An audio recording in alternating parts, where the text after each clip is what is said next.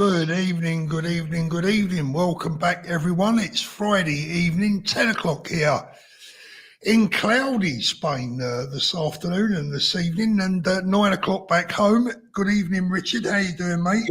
Good evening, Paul. I've noticed you've got a really, really good-looking background there now, Paul. Well, I mean, look, I'm getting background envy again, mate. Getting background envy again. How you doing, mate? I'm good, man. Good. No, Danny tonight. Danny is gone to a Charlie Chaplin tribute event or something. What? I think you win first prize. Oh dear. I mean, I can't think of anything worse. No. Well, maybe it's a Laurel and Hardy one.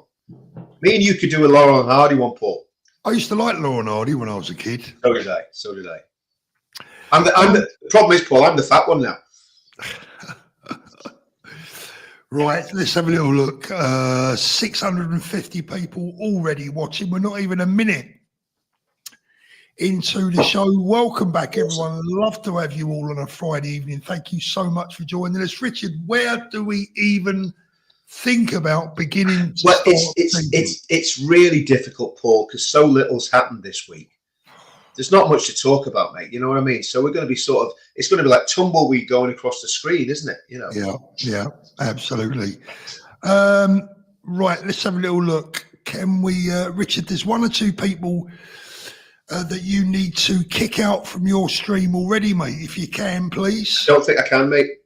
I don't think I can, unless, actually, do you know who can do it?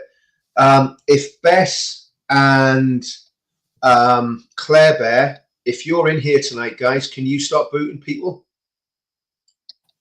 Let's have a look. Don't give them any airtime, just kick them out. No. Yeah. Where do we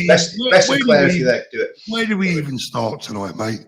Well, Paul, I mean, I think we're at a tipping point, and a lot of, all the wokerati and the mainstream media and the soy latte drinking journalists from the Guardian, the BBC, and the Daily Mail, they're all, clutching their. Did you see that the other night? I'm not sure whether it was you that said it. It was somebody said it.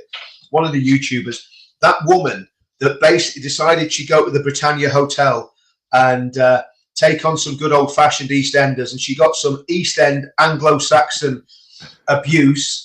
And she really did look like she needed some smelling salts. I thought she was going to pass out, and she was actually clutching her pearls. She was actually like that.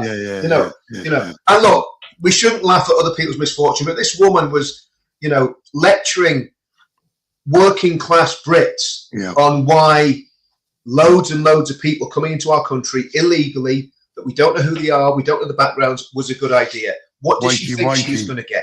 Wasn't it? Yeah. She's awake. Well, she's probably just going, I don't want anything to do with these horrible working class British people, Absolutely. Yeah, so that was. I tell you what, I'm really encouraged by that, because do you know what, Paul? I was thinking, when are the Brits going to wake up? We've been doing this a long time. I was talking to someone tonight. I said, look, I've been talking about this stuff since the 1990s. Do you know what I mean? And actually before that, 1984 was the first time I became aware of all this craziness. And I think the reality is that we're at a point now where people are realizing that if we don't do something now, we're never going to do it. And but well done to Epping. I salute the people of Epping and every man, woman and young person that's involved up there. You've done your country proud. You've done your nation proud. Don't listen to the bullying and the intimidation from the left and from those disgusting, vile, fake senior police officers. Do you know what, Paul? The problem in the police, yes, there are wrong ones right the way through the ranks, but the problem's at the top. The problem's at the top. I'm not convinced. What, you think they're right the way through? Yeah. Oh, no, I agree. No, absolutely. But what I'm saying is, you and I know there are some coppers that are all right. Of course there are, yeah. I don't trust. Now, this is the sad thing, Paul. I don't trust them. No. That is the sad thing. They're all right, but I don't trust them. It's like, it's like giving your car keys to a car thief, isn't it? I mean, you're never going to be sure what's going to happen. So, I mean, at the end of the day, I've got a thing about the police. I will talk about. It might even fit into where we are now. In fact, it does. It fits in perfectly, in all honesty. Look, the bottom line is this, right, is that for me, the problem with the police started at the top, but slowly but surely, due to the way they recruit and where they're recruiting from, that problem has worked its way further and further down the line, to the point where we get things like this. You're the only one doing anything wrong, mate. Turkish bag, probably get out the road. Shut up. How about that? You've got no authority over me. You've got no authority wearing that badge, fella. You're taking your gang badge off. You weren't going to do that, but you was advised by your colleagues. And now you've got a Turkish flag on there. British police officer. This is what we've got in the Met. Now, look, I like Turkey. I've been here and all there a few times. It's a lovely country. You know, the food's nice, the scenery's beautiful. But Turkey is now a fairly hardline Islamic country. Erdogan is not someone that you would want to invite around for dinner, right? No. And that police officer was coming back from a pro-Palestinian march, right? Now, I don't care if it's Turkey, Germany, Iceland, Poland, wherever it is. If you're a British police officer, you do not wear the flag of another nation, in my opinion. Tell me if I'm wrong. No, I agree. I agree 100%. But I think the problem's fundamentally a lot deeper than that, Paul. Because I was thinking about this. It goes right the way. It goes right the way through every sector of the judiciary, apart from maybe the prison service. That, you know, from what I can gather from Tommy, you know, the prisons, when he's been in prison, the prison officers, the ground level ones have been pretty good. But when you think about the judges, the barristers, the solicitors that have failed to represent patriots in the last 18 months since all this has been kicking off, and I think we've got to realise that all the forces of the state are pitted against the British people. Mm. Now, I don't know how the military would stack up in all this, but certainly the police, certainly the judiciary, absolutely the politicians, the civil servants. Sorry, who did you say? You know, who stacks up with all this? Well, I don't know how the military stack up on military. This, sorry, But you know, the media, the BBC, you know, Sky News, you know, all the mainstream media. I think GB, to be fair, GB News has actually done a pretty good job on these Epping, you know, the issues with the Bell Hotel in Epping. But they're not. This is the thing we've got to realise. They're not on our side. Our country has been occupied by. It's almost like aliens have come in and taken over the entire state. That's exactly what my wife said. You know, and it's like, do you remember V? Do you remember that program V when we were kids? Yeah, it's like that. Just for anyone that doesn't know what V was about, basically aliens came over and took over the state. Just to give a bit of context there, right? But that's what's happened. That's what's happened. So we all need to be painting V signs everywhere on buildings. You know, no, I'm not. Just before anybody in the comments says I'm inciting people to paint V signs on buildings, I'm having a little Friday night joke. Anyway, no, the whole thing, Paul, is rotten. And the whole thing, the radical change that we need has to be so radical that we need to get this to happen. We need, and I keep saying it, we need a vote in 2029 that is too big to rig. And I'm sorry, guys. I know people in the comments are going to say, we've got to get UKIP in, we've got to get reform in. No, no, no. I'm convinced that the only way we can do this is by reform will collapse before then. Or if it doesn't, people will catch on to what reform is, right? So reform will start dipping in the polls, right? Again, Nick Tenconi, bold as a lion, absolutely fantastic. He's not going to be the next prime minister. Sorry, he knows that as well. He knows that because he said it. You know, the thing is, Richard, sorry cutting across you there, but the thing is, the way the country's go, I mean, we can debate about party politics all night, but I've had people messaging me all day today, all day. My phone is absolutely ram-packed with messages saying from people back home saying, Paul, something is in the air. Something's changed. Something's turned. Something is in the air. something is going to happen, and I don't see us having to wait 4 years for the next general election. Well, I think we Really will. don't. I think we will, because no matter what happens, this Labour government are not going to let power go unless there's something absolutely catastrophic that could be totally put at their feet, which is loads, but they're not going to admit to it, right? They're going to say, "Oh, the migrant crisis is something we inherited from the Conservative Party," and let's get it right, Paul. They're right about that. The Conservative Party is just as guilty. In fact, at the minute, more guilty, because they presided over it for longer. You know, give Keir Starmer 4 or 5 years, and he's not going to sort it out. He's not going to do anything that's going to be satisfactory for the British people. But I think you're right. There is something happening, and I think these demonstrations are going to grow. You know yourself, Paul. I've been doing a demonstration on Friday night for what, I think it's nearly 3 years now, outside of a hotel. You know, and I told everyone at the time, start demonstrating outside migrant hotels up and down the country. And everybody laughed. Well, they're not laughing now, to coin a Bob Monkhouse.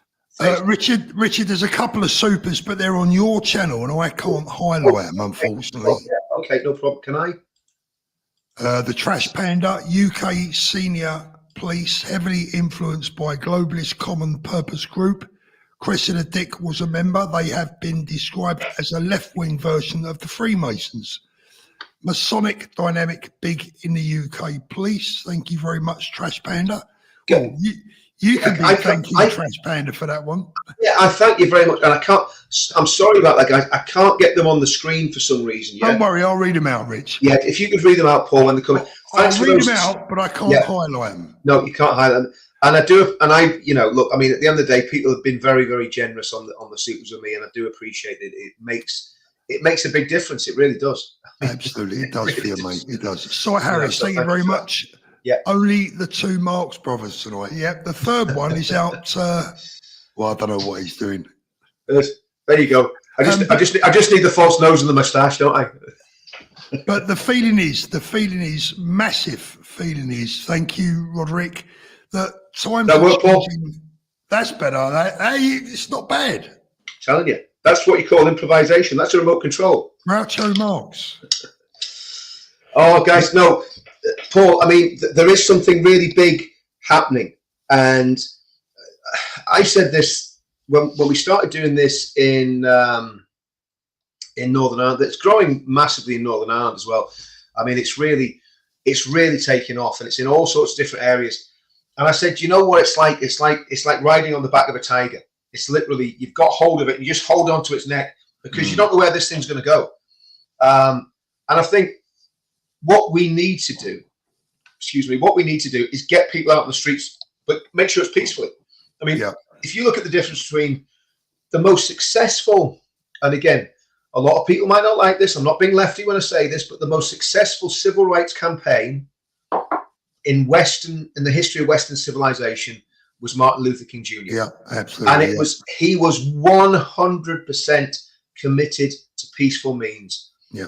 Again, I don't know much about it, but there was a terrorist organization called the Black Panthers who caused a lot of problems and mayhem, but they didn't win the civil rights. Martin Luther King did it, yeah. And let's get it right, he paid for it with his life, Paul. Yeah, he did. And he was willing, and he knew that was probably going to be the cost he'd have to pay. Yeah. And what we need are patriots. I'm not talking about, you know, crazy stuff here, but patriots that will go all the way, no matter the cost. That will keep going and going and going. We've got one in Tommy. I believe there are others, and they've just got to keep relentlessly set your face like flint and keep doing what's right. It's never wrong to do what's right. Yeah. So, and look, I'm not. Kenny Milson, thank you very much, Kenny. Looking forward to the mass deportation march in Glasgow tomorrow, led by Nick Tanconi. Good luck with that tomorrow, boys. Make sure you all behave yourselves. If you're in Scotland, go to that, because there's a lot of lefties in Scotland, right? There's a lot of horrible people that will want to attack that, will want to discredit it. So if you're on our side, if you're a unionist, a loyalist, a patriot in Glasgow or Edinburgh, where's it happening, Paul? Is it Glasgow? Is it? Yeah. Glasgow. I mean, Richard, surely it's gone beyond that these days. It's gone beyond that. It has to go beyond that. absolutely. That, you know, look, let's just get there, get on the streets, and you know, we've got to see this really getting traction. I would be worried about the guys in Scotland tomorrow. So stay safe if you go to that march, but please go and support those guys. And because at the end of the day, we might disagree on the politics, right? On what party to vote for, but we're all on the same side, and that's what we got. That's what people have got to realise. We've got to bring people together, Paul, which is what we've always been about. We've got to carry on with this Unite the Kingdom and bring people together.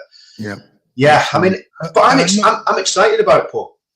Pauline Pace, she says, Richard, hope this helps your channel. You cheer me up. Oh, Pauline, thank you so much. That is really, really appreciated. Thanks so much for that. Brilliant. But yeah. And Bob, if there are no English, Scots, Welsh or Irish in these lands, then the United Kingdom is dead. Culture resides in its population. You better believe it. Thank you very much, Bob. But you know, I think, Paul, I feel there's something good in the air. I'm not feeling negative about this. I'm not like all the lefties are panicking. They're absolutely panic stricken because nobody can turn around and say these people that are on the streets are far right, racists or whatever, because it's patently obvious that that's not the case. None of us that are going out on the streets are racist.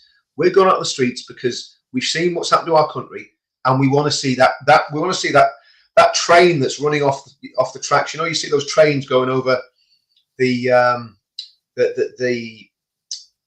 sort of, what do they call it in America? Like a big ravine. They're going over a ravine. That, you know, right. the tracks have run out, or the bridge is down, and the train's going over the ravine, and there's no stopping it. That's what we're on at the minute, right? This is a very interesting comment. Scott says Corbyn knows and he's getting ready for a snap election.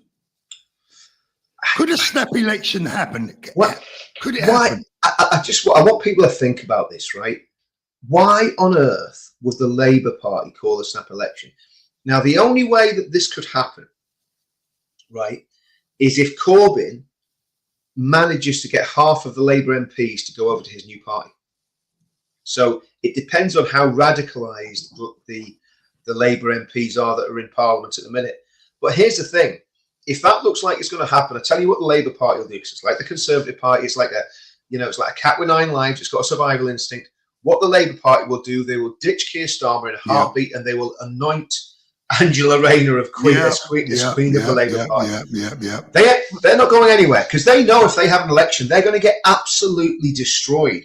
There's not going to be a snap election. Why would there be a snap election? Well, Richard, it's very, very funny you should say that, because let me see if I can pull it up. Hold on a minute. Where am I? Yeah, I think I can. You're absolutely right about Rayner. Yeah. And I have a theory, and I'm doing a video on it. I'll give you the thumbnail. Ready? Yep. Oh, I love that, Paul. Where did you get to make that? She listen, let me tell you, if that woman becomes Prime Minister with her little gaggle of front benches like Shabana Mahmood and Yvette Cooper and what's the Rachel from Accounts? No, I mean, she's bad enough, but the other one, that I really can't stand. Don't have it. No, the one with short hair, the one that, my mind's gone blank. Oh, Jess Phillips. Jess Phillips. Oh. Can you imagine? Can you even imagine?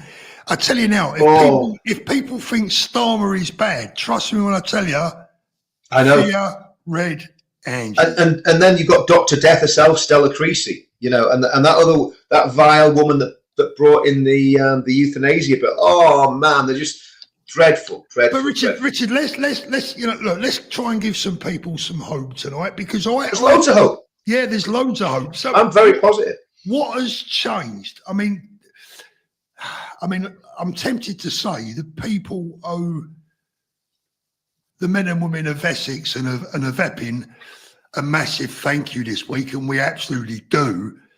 But let's be fair, there's lots of people right around the country that have been fighting for this and talking about this for years now, But what's changed this in the last 10 days, 2 weeks? What has changed? Because the mood has swung, hasn't it? Everything is swinging. Well, I think everyone's just seen through the lies. Now, not everybody. You see, the problem is we're in our little bubble, Paul, and we're still in a bubble because I don't watch mainstream media, right? I'm sure the mainstream media are attacking those people that's going to Britannia. Excuse me, attacking those people that's going to Britannia, attacking the people at the Bell. You know, we've seen it. We've seen all the coverage in the lefty newspapers. So they're always going to be the same. But I think the general population. I don't talk to anyone. Look, I'm going back to Ballymena. I mean, I just finished a documentary about Ballymena. It'll be dropping next week or so. And I'm talking to people in Ballymena, and every single one of them is going, we had to get those criminals out of our town. We had to do it. Now, there is a problem here, Paul, right? And people have got to look long term. People are thinking, close the hotels. Okay. So, a very senior person in government, not in government, in Parliament, right, got in touch with me and said, oh, we've got great news. All the hotels are closing. And I was like, okay, that's great news. He says, and then what? And then, oh, well, then it's normalization. Says, and what does that mean? Oh, well, we get them the passports, and then they go into the system, and they go into the local communities. Says, and that's meant to be a good thing. So what they're doing is they're going to fast track all these applications, so people aren't going to be checked properly. They're not going to be vetted properly. It's just going to be like a food bank for passports. You know, it's going to be a passport bank. You're just going to walk in, you're going to sign a few papers, and you're going to get a passport. And because they are claiming asylum, these people, they get the golden ticket.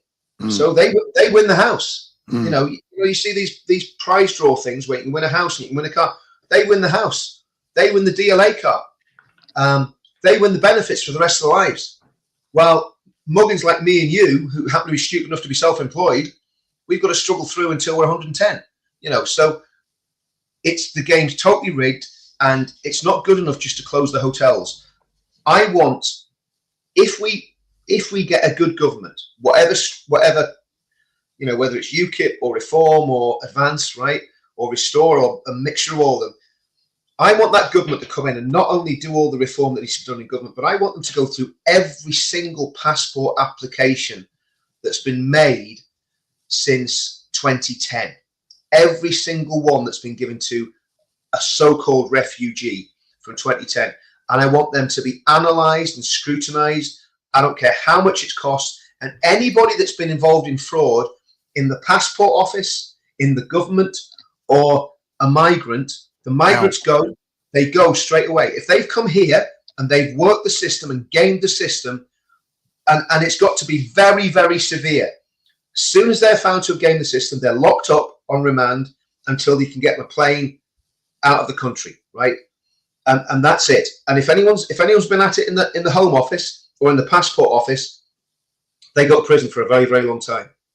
And also, Paul, do you know what? We're dealing with high treason here, including possibly the king, right? We're dealing with traitors at the highest level of government. Boris Johnson, after Brexit, 2020, letting in 1 million people in 1 year. I mean, how is that in any way right? It is absolutely scandalous. Boris Johnson, David Cameron, George Osborne, Tony Blair, Dr. Mengele, Dr. Mandelson, you know, out in the US. The whole lot of them. Richard, get them in prison, lock them up. Richard, I'm getting told off here. Archie says, Paul and Richard, especially Paul, try not interrupt on each other. It ruins the point being made. Archie, if I don't interrupt Richard, I might He's got to, mate. He's got Paul. Paul, you do a monologue, mate. You do a monologue. I'm just going to sit here. This is where I can see if I can actually keep my gob. The problem is I'm not allowed to talk in the house, you see. That's why I do That's what it is, mate. That's what it is. I mean, look, this week there's been a lot of talk about disinformation, and it's been winding me up something wrong, right? The mainstream media talking about disinformation. I feel like my head is actually going to implode, right? Let's talk about this. I'm going to try and calm down, Paul, right? let's talk about disinformation. Where does that disinformation come from, and where has it been coming from for years? Only last week, was it, or the week before, when that guy was arrested in Epping for the alleged crime, the media described him as an Epping man. This is not an Epping man, right? So who is guilty of the disinformation? I'm sorry, anyone out there, look, we don't want problems in this. We don't want problems in our country. We want it to be peaceful, but you've got to stop lying to us and treating us like fools. We are not bloody stupid. I mean, every time now, this has been a fact for years. Whenever you see a newspaper report and there's no description, there's no name, there's no description or there's no details of the alleged individual, because exactly. we are being fed the disinformation. It's called gaslighting, Paul, isn't it? We've been gaslighted. Absolutely. Richard, I want to show you something, right? I've got to be careful how I show you this. Let me have a look. Right, I'm going to be very quick. Now, keep your clothes on this time, Paul. This is, I got this yesterday. It's my Spanish residency card.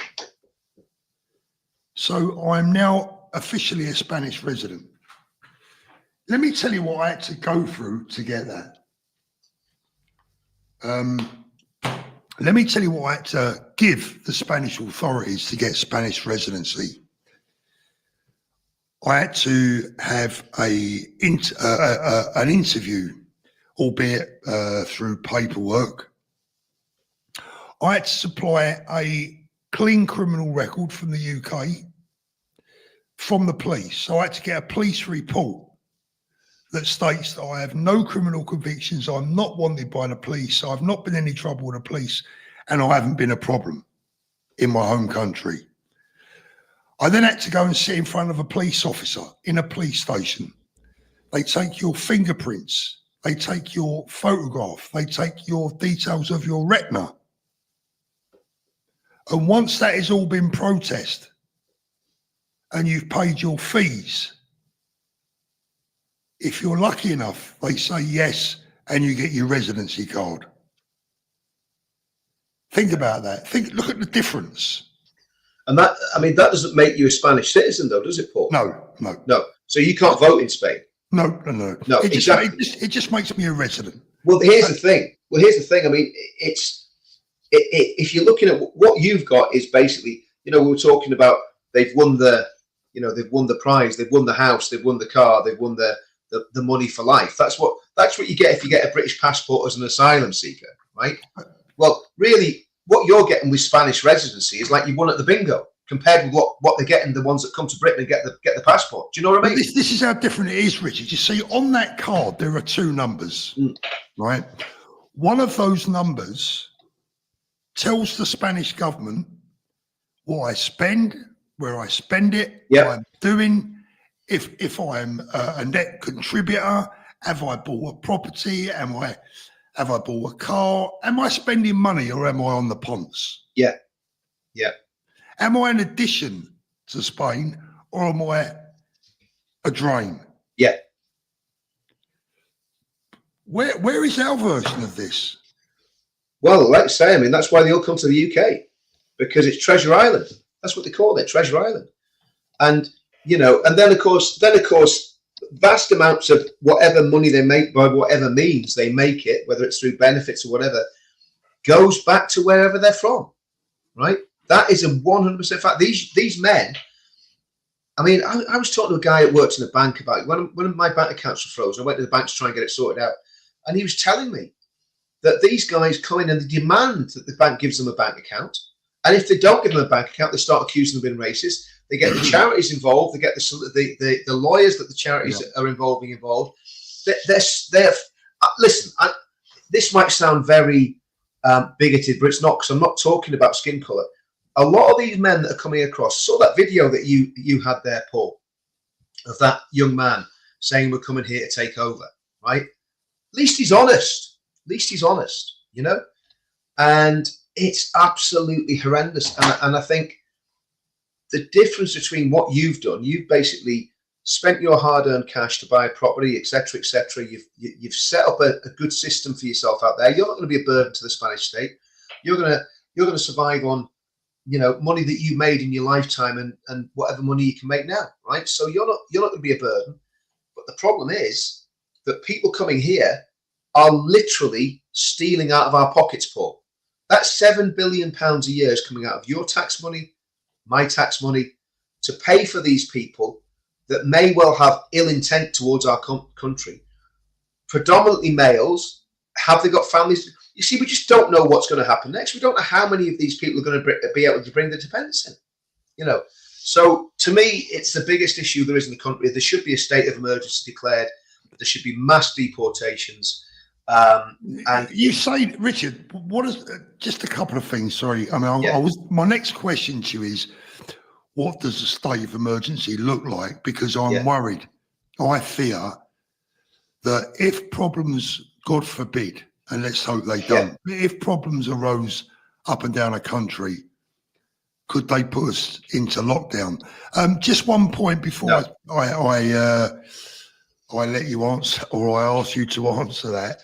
I want to just tell everyone that whilst I'm now a Spanish resident, I still pay my taxes in the UK. And you can still vote in the UK. Yeah, but what I want people to know that whilst I'm a Spanish resident, I still pay taxes in the UK. That will probably change in about 6 months. I think it needs to legally, but all the time I can still pay my taxes in the UK, I will do that. Yeah. Begrudgingly, quite honestly, but I will do it. I think we all begrudge it now, Paul, with the waste. Yeah. You know. Let me just read this out. Amanda says, "You make me laugh, Richard. You're so funny." The problem is she was laughing at all the serious stuff I was saying, Paul. Richard, could it lead to lockdown?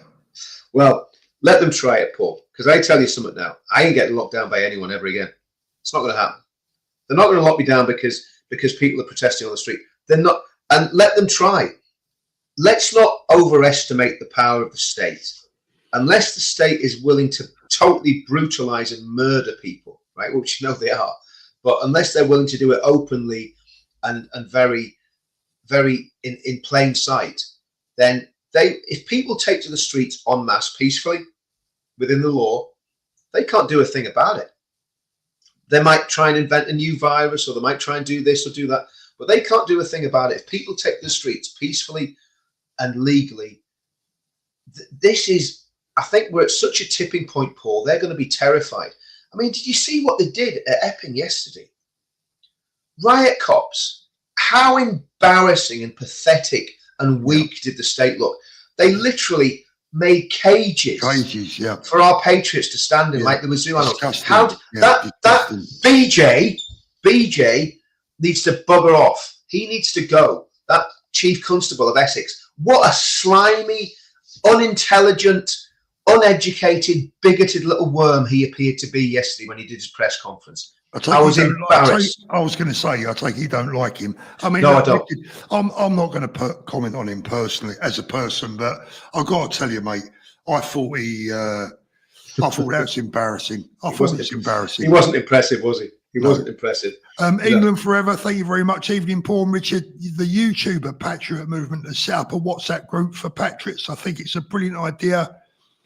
Can we help promote it? I would not mind promoting that at all. The only thing is that someone will have to stay on top of it, because WhatsApp groups can be a big problem. Trust me. Yeah. They can be.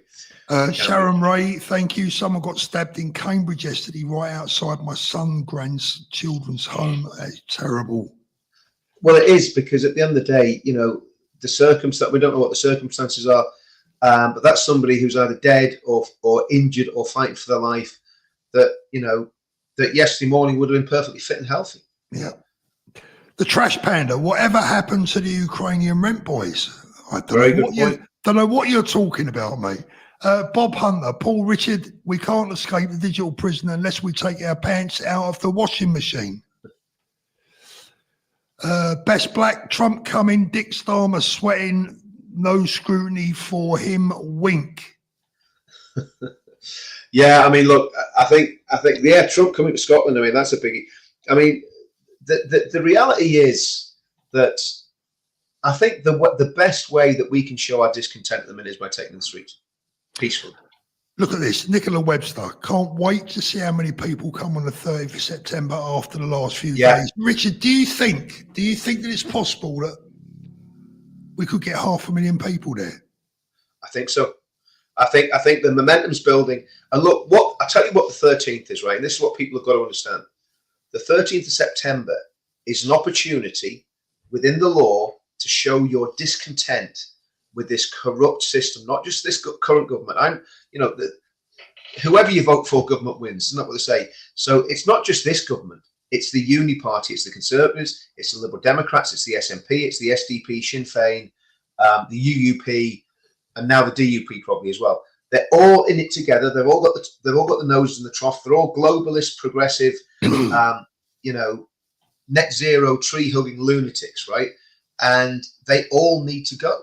They all need to go. Sorry, Richard, I'm just going to interrupt you there. Can one of the mods get rid of Roger off your channel, please? I can't do this, unfortunately. Yeah. Unfortunately, Richard, what we got is we got people who are using one of your channels to put some vile stuff in the comments. I tell you what. Do you know what, Paul? What I'll do? Just thought I'll go on as my actual channel. I don't know which channel it's going to be on, but I'm guessing it's probably on Richard Inman. So I'll mute it. So you just carry on talking there. Yeah, no worries. No worries, mate. Yeah. I think I might not be able to do it, but I'll try it anyway. Yeah. See if this works. So let's have a look.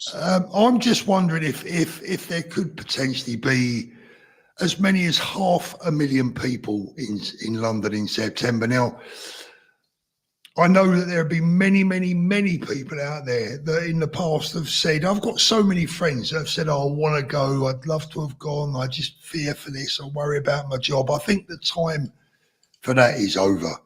I think if people are not prepared to do it now, they might as well just put their hands up and go, I surrender. Paul, who do you want got rid of here, mate? A guy called Richard saying some stuff. I don't care what he says about me, but he's saying some other stuff. Just get rid of him. Another moron. Richard or Roger? Roger. Yeah. Oh, Bess is in there. Okay. So Bess, if you can have a look for Roger, I'm on the Richard Inman channel. If you can look for him on the Counter Media one. You just keep talking there, Paul, while I try and yeah. I think that it's vital that the turnout in London is beyond everyone's wildest dreams. Not just for the fact that Tommy's just spent 6 months in prison for everyone, but if you can't be bothered this time, then where do we go from there?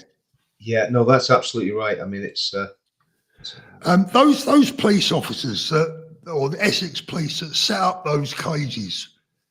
Yeah, what an absolute bloody insult that was. Oh, it's disgusting. And then when the women started walking, Paul, right? Started walking down the here we go. So I'm on Counter Media here. I've got a couple of. Let's have a look. I'm not sure if I can do these. I've got some super chats, guys. Thanks very much for these super chats. They're very, very much appreciated. Can't find this Roger geezer. Is there a way you can search quickly through these things and find people? Unfortunately not. No. Go through it. We'll just keep on chatting. Let's have a little look. Best Black, I did that, didn't I? Lee, thank you. Hi, Paul and Richard, God bless you and the family. Laurie N hit the nail on the head. If you build it, they will come. The government has built it. Yeah, absolutely. Haven't they just? Rob Quince, lockdown would be them lighting the touch paper. Yeah, I mean, there's only so much they can do, Paul. There's only so much they can do. They really can't, they can't just lock us up willy-nilly. So I think what we've got to do, Richard, he has blocked us so your mods can't see. Oh, right, I can't see him either. So I don't understand how he's done this. Yvonne Flanagan, sorry, Richard. Richard needs to find out how to set up a Discord for his channel. It's the best way to contact people off chats like you needed others nights for Paul's. That's a good donation. idea. What's that, Paul's donation? What's that? Don't know. I haven't got a clue. Paul's donation? No. What was that, Yvonne? Anyway, thank you very much, Yvonne. Really appreciate that. Yeah, so this is totally distracting. So yeah, I mean, I think if people are coming in the comments and you've been abusive towards Paul, just stop, just grow up and stop. Richard, you know what? I won't worry. I've given up worrying about it, mate. Yeah. It was something about someone else. It's just vile. You know, it's just something wrong with these people. It's not these people are. Yeah. Bob, thank you, Bob. I couldn't donate to Richard's channel, so I went back to Paul's channel. Respect, brothers. The fight continues. Richard, that's a $5 you, mate. Oh, well, we're not. Yeah. Buy me a beer on 13th of September. Yeah, I will do, mate. Alan Wallace, the ginger mingo. Now, Alan, I must say that is bigot against ginger people. We'll not have that on this channel. We're not having any of this gingerist. These gingerist comments on this channel. What do you say, Paul? Absolutely, mate. Absolutely. Some of the best people I know are ginger. Yeah, absolutely. My grandson being the one I'm talking about. So where do we go from here, Richard? What's going to pan out? I mean, we've got so much going on over the weekend. There's Glasgow, there's Epping on Sunday. I mean, Epping, look, what will happen is there's stuff going on up in up Norwich Way tonight, I believe. I think what I would suggest, and again, I must stress this: everything has to be legal and peaceful, because main reason being, I don't want patriots going to prison. I don't want Peter Lynch's happening again. Absolutely. I don't want Lucy Connolly's happening again. So just play by their stupid, pathetic rules. But even with playing by their rules, you can do a lot, because if we get tens of thousands of people on the streets this weekend peacefully protesting outside migrant hotels, in city centres, in areas where it's going to have high impact without people getting into trouble, it's going to make a massive difference. And the police will go to the government and say, we don't have the resources to police all these demonstrations. Now, as long as you're doing that respectfully and legally, the police shouldn't need it to police them in a heavy-handed manner. And I think you just up the ante and you go, now's the time to stand up, now's the time to say enough's enough, and we keep doing it until. But I think we've got to think bigger, Paul. We've got to think about the future. We have to think about politics. We have to think about. I was talking to someone before I came down at the demo tonight, and he said, like, how do we do this? Well, it's those three or four spokes of the wheel. There's the spiritual side of it, there's the cultural side of it, and there's the political side of it. And you've got to get all those things right. Yeah. And that's why I keep going back to Christianity. I'm the worst example of it you'll ever meet. But the reality is that has a very moderating effect on any society. And that's what builds good societies, is basically biblical Christianity builds good society. So if people realize that and get that, that's obviously going to be a massive plus point. If they realize that they've got to be politically engaged, that's really important. So that's why, I've been in 3 political parties since I've been doing this. I've been in UKIP twice, and For Britain, and now Advance. And you need a political outlet. You need a political. It's massive. Getting involved politically is massive. It's so important. Carol Georgina says Portsmouth and Southampton apparently are having a protest. Yeah. I believe that to be correct. I think that was tonight, 6:00. Yeah. Richard, people that are working for the RNLI, and even the police now, many of the police officers, the good police officers who are probably as sick and tired of this as we are. I mean, is it now not time for members of the RNLI, who I believe are mostly volunteers, to go, we're not doing this anymore? I think on the South Coast, for sure. Because, here's the thing, right? If you're out rescuing a dinghy, what happens if a little kid on a lilo gets swept out of sandbanks or wherever it is that they go on lilos in the south of England, Brighton Beach or wherever? You get swept away, and the lifeboat can't come and rescue you because it's rescuing Abdul and Mohammed from Afghanistan and Iraq. Sorry, that's not acceptable.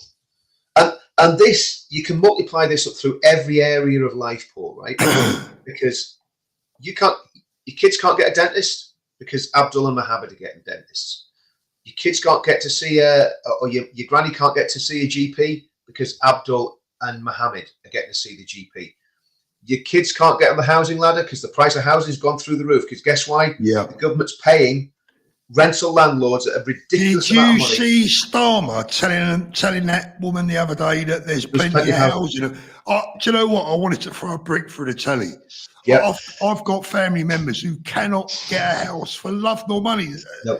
They can't even rent a house.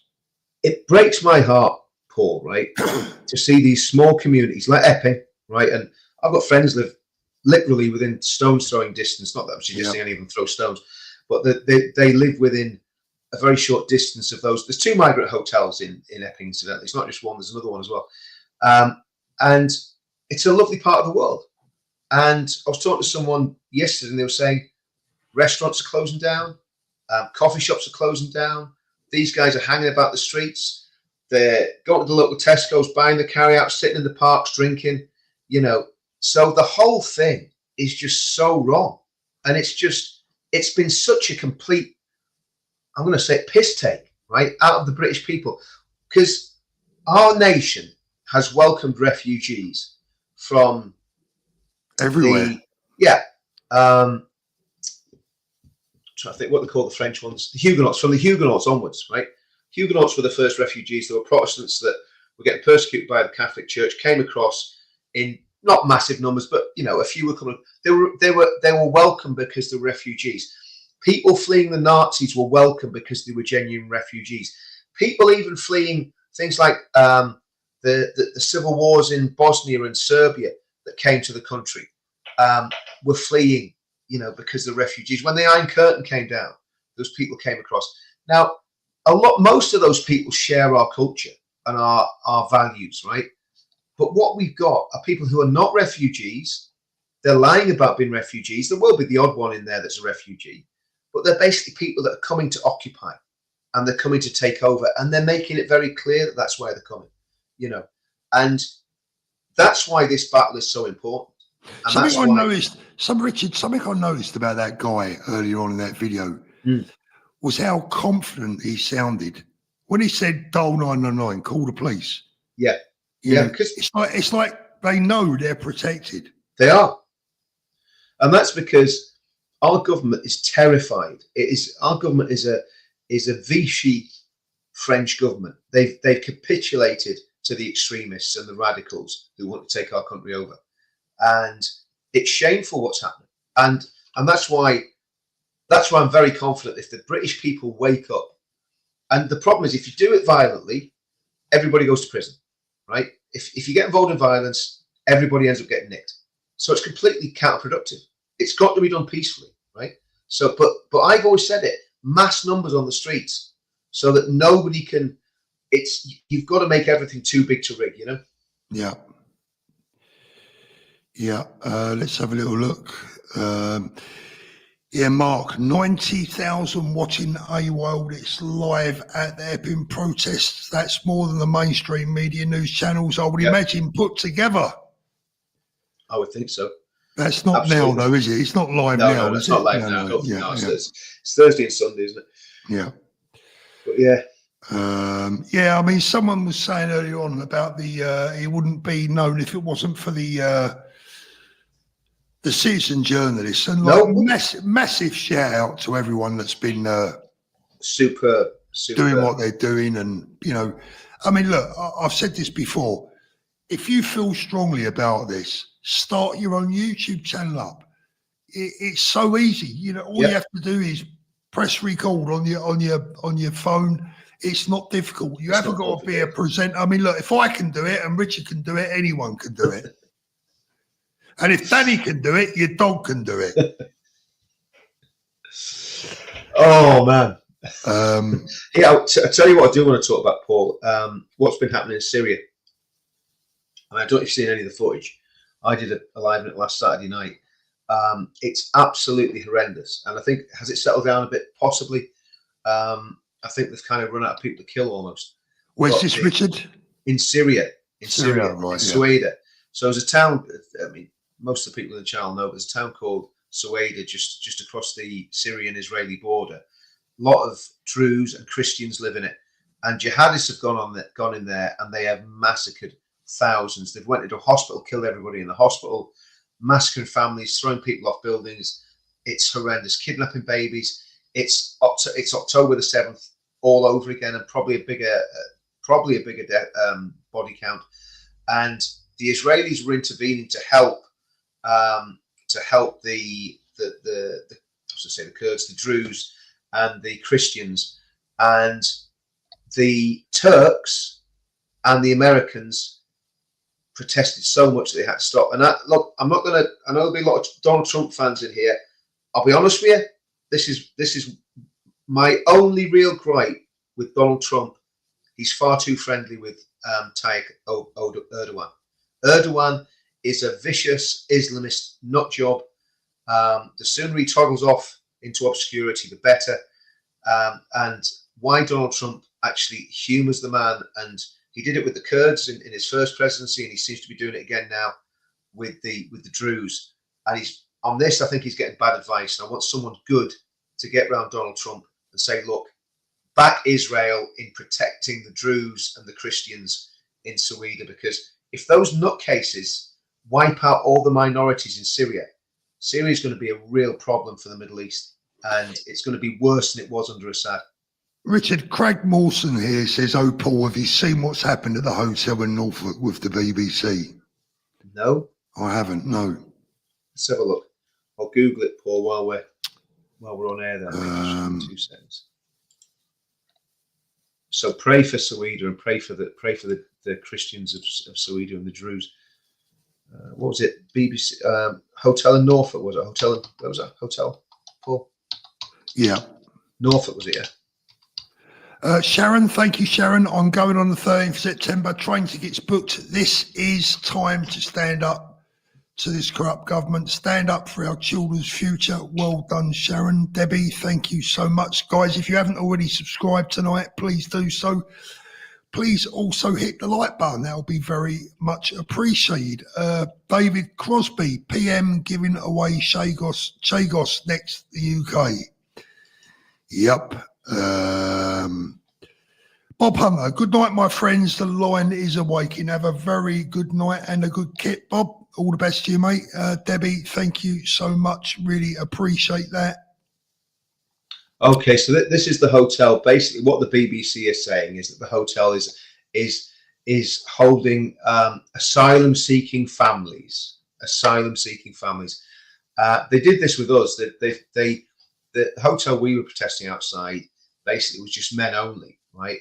And what whoever the Home Office did, because we've been there for that long, they basically put women in it, thinking that we stopped doing the protest. But we're not against the people that are actually in the hotel. We're against the government policy that's basically, causing this to happen. So, you'd have to be pretty heartless to just, to demonize, women in a hotel that obviously got some sort of backstory.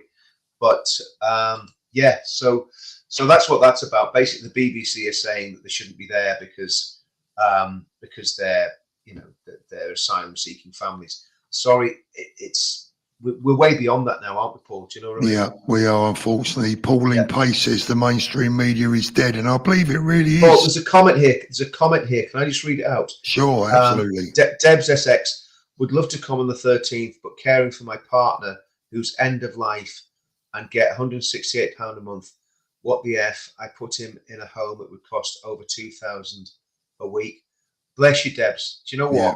Absolutely bless you for being in the chat, and and prayers and wishing you all the best for you and your partner, and pass on your best to your partner as well, because that's real life in these channels, Paul. That's real life. Yeah. And if we can, Debs, if you need any support, get in touch, and we'll be there for you, Debs. Yeah. We'll be there for you, I promise you. Yeah. And thanks for being so straight, so open about that as well. It's really, really, yeah. Yes, I know that any care like that is incredibly expensive. Yeah. But it shouldn't be. You shouldn't have to pay for that. No. Well, the reality is, again, it goes back to the problem, doesn't it? If the state was functioning properly, people like Deb's in that position would be getting a lot of help, and the state isn't functioning properly, Yeah. I'm just looking through the chat. I'm miles behind here. Sorry if I'm a little bit, if I seem a little bit way late. Yeah. I'm letting you talk while I read the chat. To be, we are in a deep state, literally. Look, I think things have got to get bad things have got to get worse before they get better. Sorry. Flexi says, Paul and Richard, I disagree with you on this topic. The only trouble is I don't know what topic you mean now, because it's what. No, just let us know what you disagree on. That was nearly half an hour ago. Yeah. Well, we've pretty much been on the same thing right the way through, haven't we? Oh, here's another one, Paul. I mean, man. No, in fact, we'll not do that tonight, because it's gonna sort of muddy the waters a bit. But no, I mean, I think that the reality of the situation is that this summer could be a very good summer for our movement or a very bad summer. And what would make it very bad is if there was massive amount of violence. Yeah, that would make it very bad. If there's some really good, positive, peaceful protest, then that's going to be a good thing. There we go. Best. We want love, not hate. Fight hate with love. Sensei Crypto, Paul, can you clarify this isn't against Muslims but illegal migrants? Also, Gov, stop funding wars that create refugees and spend the money on the UK. Look, that's a tough question. I mean, the second part, absolutely. We should never have got involved in those wars. And Tony Blair has a lot to answer for and a lot of blood on his hands. Can I just jump in there on that, Paul? I think there's a couple of things there, right? If there's a genuine genocide going on that the country can actually help prevent, well, then I think if you've got a military that's able to do that, I think you've almost got a responsibility as part of humanity to try and help where people are being genocided, if that's the right word. I don't know if that's the right word, but people are being slaughtered just because they're from. Well, when was the last time we did that, Richard? Well, I would say Sierra Leone, Kosovo, Bosnia, all of those wars, and in fact, a lot of those wars that we got involved. But not Iraq or Afghanistan. Well, let me come back to Afghanistan. The Bosnian wars and the Yugoslav wars. Basically, what happened was the West intervened on behalf. So this just clarifies the point of Sensei Crypto, that the West intervened to protect Muslims. Whether you think that's right or wrong, that's just a fact of what happened in Bosnia, in all those wars, those Yugoslav wars where the Brits and NATO and the UN got involved. Right now, whatever you think about that's irrelevant, but that's what happened. Okay, the Afghan war. It's really about whether a war is just war or not, I suppose, is really what we're talking about here. The Afghan war, after Al-Qaeda destroyed the towers, the Taliban was and still is one of the most evil, repressive regimes that the world has ever seen. I saw a documentary about the Taliban. They were executing women for disrespecting their husbands in the middle of the international football pitch in Kabul. This was just before it happened. There was Christian missionaries taken off and murdered by the Taliban. The Taliban were giving safe refuge to Al-Qaeda. Remember, Al-Qaeda had already blown up embassies in Tanzania and other places. I think they attacked the USS Cole. They'd already attacked the World Trade Center. So when they brought the towers down, Al-Qaeda had been massively, massively energized by the Afghan war against the Russians, massively actually probably helped and funded by Saudi and by proxy by the CIA. So when the Americans went in to to basically take out Al Qaeda. That was a successful operation until they started thinking it'd be a good idea to nation build. What they should have probably done was left Afghanistan to some tribal elders that were friendly to the West. That would have been a far better idea than trying to teach transgender studies to Afghan warlords and their wives, right?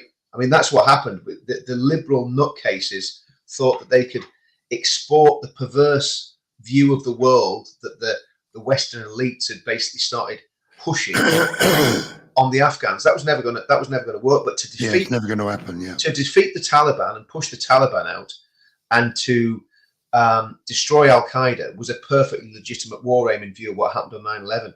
The Iraq War is a totally different kettle of fish, as far as I know. Go on, Richard.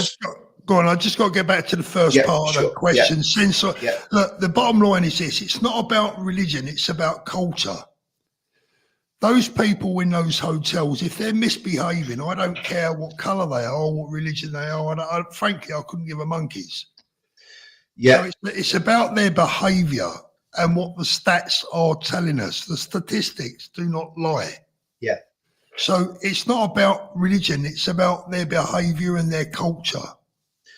For me, and just to but come if back, if the cat fits, they're going to have to wear it. Well, I mean, there was the recent poll carried out by a Muslim group, and it's the Ahmadiyya, who are a very moderate Muslim group. So there was polling done, and this was a YouGov poll, and the polling showed that 53% of Brits believe Islam is incompatible with our culture. Okay. Now that's just you know, these are statistical facts, right? And I don't think, talking to people, I don't think that's probably too far wrong. I think that's what most people do actually believe. Now, is that right or wrong? Well, you make your own. I know where I stand on that, but you make your own mind up. But I think I would turn that question around and ask them. Well, yeah, exactly. Well, that's what I was going to say. I mean, what I was going to say, Paul, was that when it comes to Muslims as people, they're human beings, and every single human being deserves to be respected, you know, has a right to life. But what they don't have a right to do is come in, invade your country and try and take it over. That's what they don't have a right to do. Now, do all Muslims do that? Of course they don't. Of course they don't. But do a sizable minority have those aims? Well, again, we look at the polling, the Henry Jackson Society Commission poll from about a year and a half ago. At least 32% said they actually actively wanted Sharia law in the UK. And only 25% said they didn't want Sharia law in the UK. So there's a big grey zone there where people aren't sure whether they want Sharia law or not. This is Muslims being polled, obviously. You know, so there are big, massive cultural problems that have happened because mass numbers of Muslims have come into the country, right? Now, that is not saying that we're against people because of their religion, because that's not the way we do things in the UK. But if you bring a doctrine and an ideology into your country that is in complete conflict with all your values, then it's going to cause problems. It's the culture. It's the culture. It's the culture. And culture comes out of religion. That's what people have got to. People have got to realise that culture and religion. So you have religion, culture's downstream of religion. So if you're living in an atheistic state, then your culture is going to be very, very atheistic and very cold.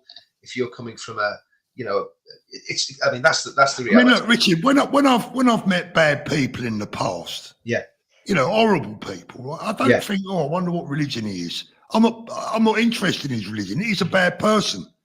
He's a nutter. It doesn't matter, you know. So I'm not like, oh, what religion are you? Yeah, I think the reality is, right.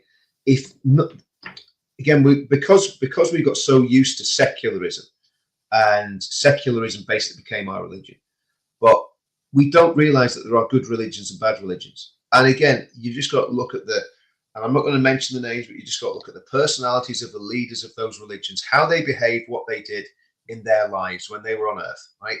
And then when you realise that the people that follow those religious leaders, is their job to emulate that person, whether it's Jesus Christ or Muhammad, and you look at the difference in the lifestyles and look at the way they behaved, and there are massive differences. And if people want to call me bigoted for highlighting those, that's for them. But that's all I'm going to Yeah. Bess Black, all we want is love, not hate. Thank you, Bess. I agree with that. Fran says, Paul, has your opinion about Spaniards who go to work in the UK changed now that you live in Spain? What was my opinion before, Fran? Because my opinion has always been I've got no problem with people coming to the UK and working, as long as they're contributing and working and doing everything they should be doing. So, yeah, I mean, like, what would give anyone the impression that I don't like my fellow Europeans? Of course I do. We're all human beings. I like people from all over the world, but they've got to contribute. Yeah, go on. Can we talk about Channel 4 last night? Did you see it? I didn't know. Oh, wow. Well, I mean, they did a documentary last night. I mean, talk about, again, gaslighting people. So they had, and some of it was, of course, a lot of it was factual, but it was what they missed out, Paul, right? So they were, they did, and what it showed was they didn't have anything on Tommy to demonize Tommy. It's very difficult. They couldn't make anything stick on Tommy, right? They had a bit on Farage because Farage did kind of say something wrong at the very beginning. I think. I can't remember fully, but I think he said it was kind of an asylum seeker, or he thought it was an asylum seeker that had done it. But what they missed out was the fact that there was the Al Qaeda manual found in his house, the fact that it was actually called a terrorist attack by our own prime minister, the fact that he'd manufactured ricin, and the fact that he was being watched by Prevent. They missed all those things out, or had been referred to Prevent. All of those things were basically missed out. What do you expect exactly. from Channel 4? And then when the riots happened, they didn't show one bit of footage of the marauding Muslim Defence League who were beating the crap out of white people that were just walking through their areas. I saw footage, and my wife reminded me about it, where people were basically walking home from work, two working lads walking home from work, and they had to hide in a gully because these people were trying to kick them to death from the Muslim Defence League. They didn't show any of that. So if you watch that, who was the producer of that? Do we know? I don't know, but I mean, our friend Wendell was on it. He did very well because obviously, as a black man, he was sitting there, and Wesley was on it as well. Wesley that does the filming. He's a great lad. So there was some of our people on it,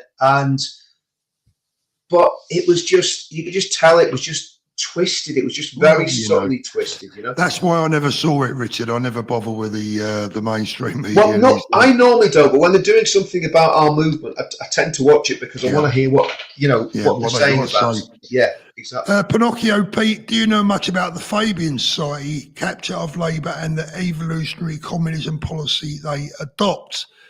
I personally can't say that I do. David Crosby, phones, tablets, 3 meals a day, 70 quid, gambling, cash pocket money per week. UK is like the Xmas Islands for migrants. Yeah. The Trash Panda, cheers. They should have intervened in Rwanda, but the USA under Clinton not interested. No oil or rare earth minerals there. Yep. Yes. And last one for this evening, Beastie Lucifer, the guy in DJE and Fred was evil in his eyes. Yep, I absolutely agree. Yeah, absolutely agree. It was a great bit of video journalism. That it was a really good scoop. It was very, very good indeed. What's the Lions Raw on the 13th? Right, Julie, thank you. Yours is going to be the last one up tonight. Richard, really enjoyed having you on again. I think hopefully me, you and Danny back next so we can have a bit more of a light-hearted one, bit of a laugh and a joke. And I hope everyone enjoyed it. Yeah, it's been I've had too much coffee today. That's the problem. Mate, you got the Duracells in the night, mate. I'm telling you, Someone's been up there winding you up. Oh, mate, you know what it is? You get the stage, don't you, when things are going on in your life and you go, do you know what? I'm just going to fight and fight and fight. I'm just going to keep going and going and going. And you start using all the negatives that are coming against you as a superpower. Do you know what I mean? So absolutely. Well, we're all doing our best wherever we sit, and that's all we can do. And if it's not good enough, well, then I don't care. Never mind. I don't care. I'm doing what I'm doing, and that's it. Absolutely. Right, everyone, have a great weekend. Thank you so much for joining us tonight. I really, really appreciate it. Howard Cox is going to be my special guest as soon as possible. I spoke to Howard yesterday. He's going to come on the show next week. I'm also going to get Ben Habib back on the show, and it's going to be an exciting week. So wherever you are in the world, take care, look after yourselves, make sure you behave, and look after those beautiful children. We'll see you all soon, everyone. See you all soon. Adios. Have a great week. Cheers. Bye-bye. Bye.